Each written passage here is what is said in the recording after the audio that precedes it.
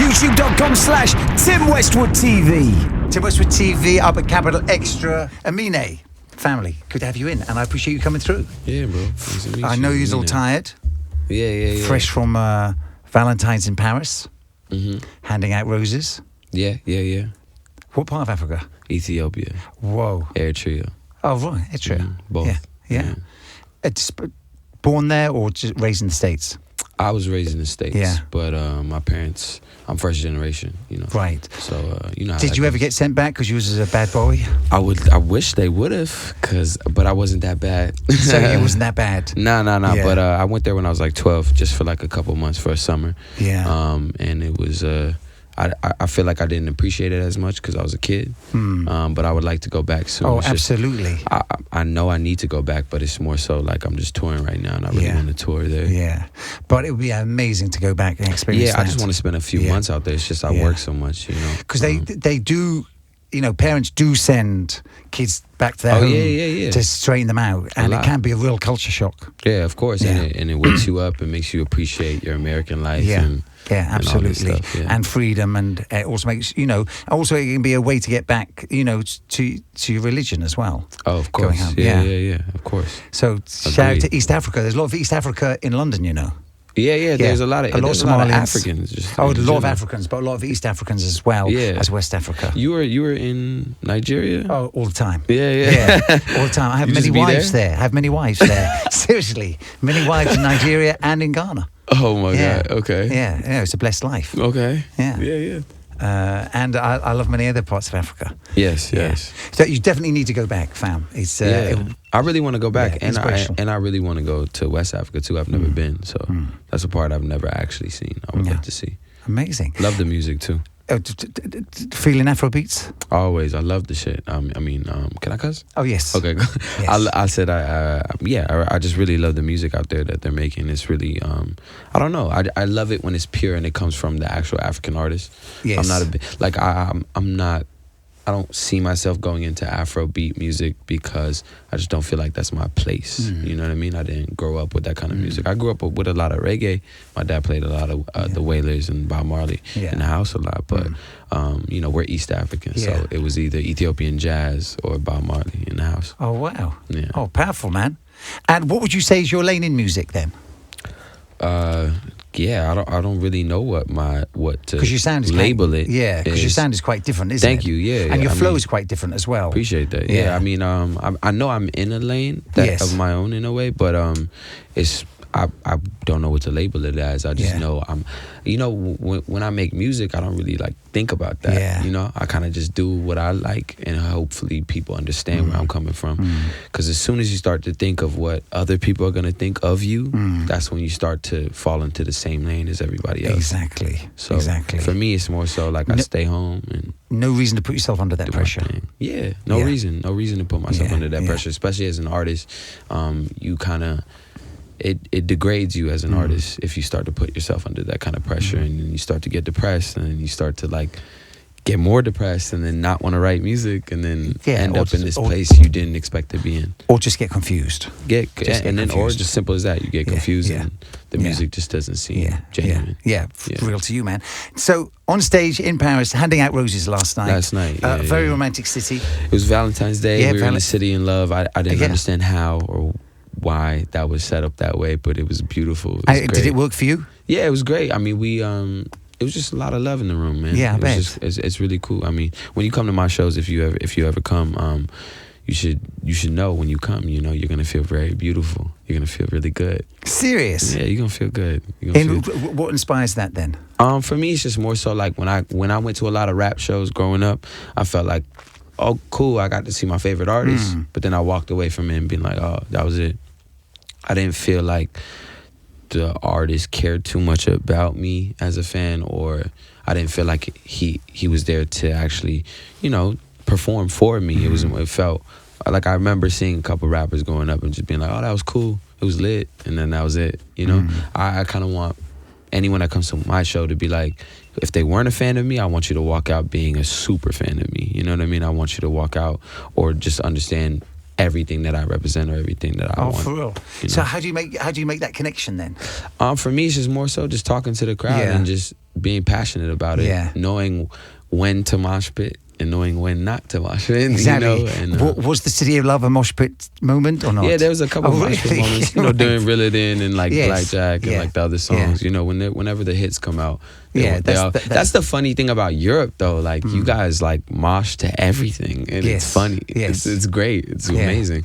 Now, Caroline, from our perspective, came from nowhere. Major record. The beat was ridiculous. The beat was ridiculous. Really simple beat. Yeah, very simple beat, but the beat was ridiculous, and your flow on it was just like. Thank you. Took you somewhere else, man. Yeah, thank you. They just made that song in my room. Yeah, really. Is that how it went down? Yeah, there's really no science behind it. A lot of people ask me this question, being like, how did it happen? Like, how did you get started? Like, how did you just like blow up or whatever it is? And for me, it's more so like I don't know how to explain that. Anyone that genuinely finds success off of the internet or off of their first like hit single or whatever it is, sometimes it's unexplainable. It just happens. Yeah, that's what it is. It's just organic, and it just like there is industry plants and whatever you call those guys, but like for me, like I made that song in my room with my producer Pasquet, and kind of just happened naturally. And same thing with like any other song we make. When we make Reel It In, that happened in like 15 minutes. Wow. Made that song in like 15, 20 minutes. Made the song. I didn't think too much about Reel It In, and then it, it's about to go platinum. It's just weird. So. Well, we salute you, brother, and we're real proud for you, man. Thank you. Yeah. Appreciate that. Now, 2 shows in London. Yes, sir. Crazy tour. Thank you. Yeah. Tour 0.5. What exactly does that mean? It's just a playoff of the EP, LP, mixtape, 1.5. Yeah. And is it a mixtape or is it EP or is it an album? Honestly, it's just called 1.5 because my debut album was Good For You, which is my first album. Right. And 1.5 is just a middle project before my second album, so it's 1.5. Okay. Simple, man. Yeah, simple maths, baby. Add that up. What's the story with the second album then? Working? Second album has just been a thing I've been seriously taking my time with, and just something I don't like to rush. 1.5 was made in like a month. That's just is meant to just be bangers on that whole project and just be fun music that we don't think too much about structure. We don't think too much about storylines. Yeah. This is just me just being creative for a month in Hawaii, and we just made that whole mixtape and then put it out. Wow. I didn't really expect Reel It In to do what it's doing and Blackjack to be doing what it's doing, but it's a blessing. Like I always try to like never expect too much when I put out music. I'm never gonna expect a Grammy. I'm never gonna expect an award. I'm never gonna expect a charting single. I'm never gonna expect any sort of success because I just want it to come naturally, and I want to be surprised by it.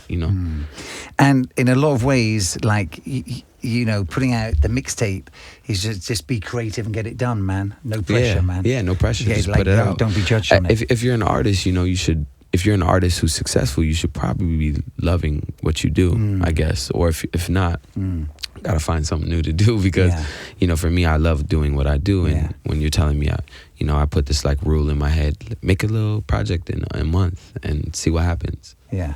That's just fun. Perfect. Exercise for the brain and for my songwriting. It just makes me a better artist to put out more music. And will help you for the album as well, man, because the starting of the game is the hardest. I know, right? Yeah, it's just, with the streaming these days, it's like music happens so fast and artists come and go every other week, So for me, it's just more so trying to find the balance of that and also taking my time with it and not rushing the music, because when you rush the music, it shows. Oh, for real. Yeah.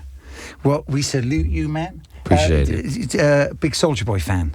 Yeah, a little bit. Me too, man. We all love Soulja. Yeah. Soulja's just like a funny ass dude, man. Yeah, like and even before that, though, he got hits. He got hits. Yeah, he's a classic dude, man. Period. As well. Yeah, period. Invented a lot of this stuff, to be honest. He invented it, man. Yeah. I wouldn't be here if it wasn't for Soulja Boy. I feel that, man. Period. Yeah. And if you say who's your favorite old school artist, if you say Soulja Boy, it really just puts you in that generation, man, of of young dudes. Yeah, for sure. For me, my favorite artist wasn't Soulja Boy. It was Outkast and Ye and Jay growing up. I still love Soulja though. That's like one of my top artists. Yeah, exactly. Love the guy.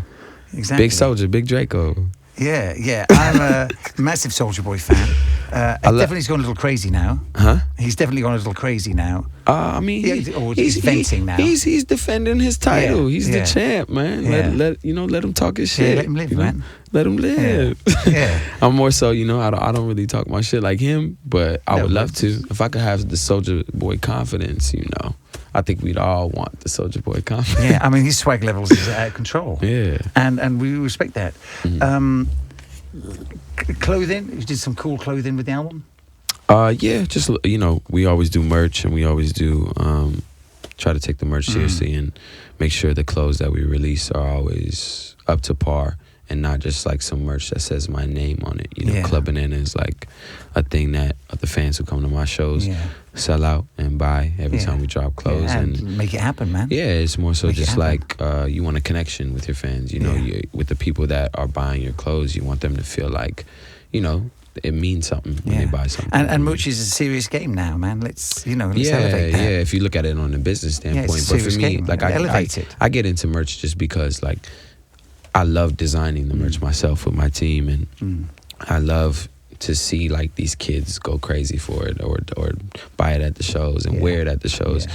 We put special notes on the merch when they buy it at the shows. There's like a little thank you note on the merch. Oh, very cool. Like on the shirt. Very cool. It's really cool just for like kids to like go home and read that note. It's like a goodbye letter to you, from me. So serious. Yeah. Try to make it like special. Yeah, and it is special. If you're spending that much money on my shirt, I want you to feel like it's worth it. Merch is not cheap now either, fam. Yeah, I'm more so just any money you're spending. I remember going to concerts, I couldn't afford merch, period. So for anyone that's buying merch, regardless of how much it is, $20, $50, like, we appreciate that.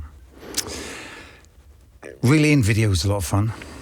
Yeah, thank you, man. It was a Appreciate lot of fun. it. I'm sure you love it. Yeah, I love clean cars. Yeah, clean cars. I love the car wash. That's your whole thing. It was just like, that was my concept of watching that video many times. Yeah. It was like seeing, harden the paint. Yeah, You know what I mean? For me, with the Reel It In video, a lot of people get the perception if you don't know me, you're like, oh, this is a cool rap video, But for anyone who knows me and the work I do and the videos I put out, that whole video is satire. That it went totally over my head. It's of course it did. What do you mean, of course? I'm sure it did.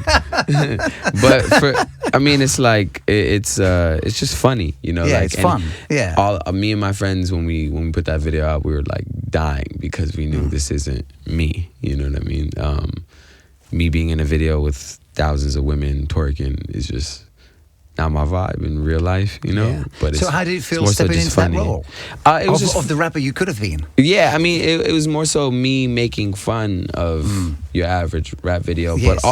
but also paying homage to like the Ludacris videos early on in the days and the T.I. videos. Yeah, the ones like, which set the tone. The Southern feel, where it was like, if you look at the Reel It In video, it has like a green tint to it on the screen. It's barely noticeable to your average viewer, but for us, I wanted a green tint on the video because I wanted it to feel like summertime, like Atlanta, Southern like feel, just like hot. Yeah. So it was fun. It was really cool. But even though you were playing the satire role, did you feel like this could have been you? This would have been an enjoyable moment if you were playing it for real? Yeah, because it does look a lot of fun for those cats who play it for real. Yeah, also it looks aspirational for that. Yeah, I guess it does, But for me, it's more so like trying to find a balance in it. When we put Ricky Thompson in that video, who does the skit in the middle with us. Yes.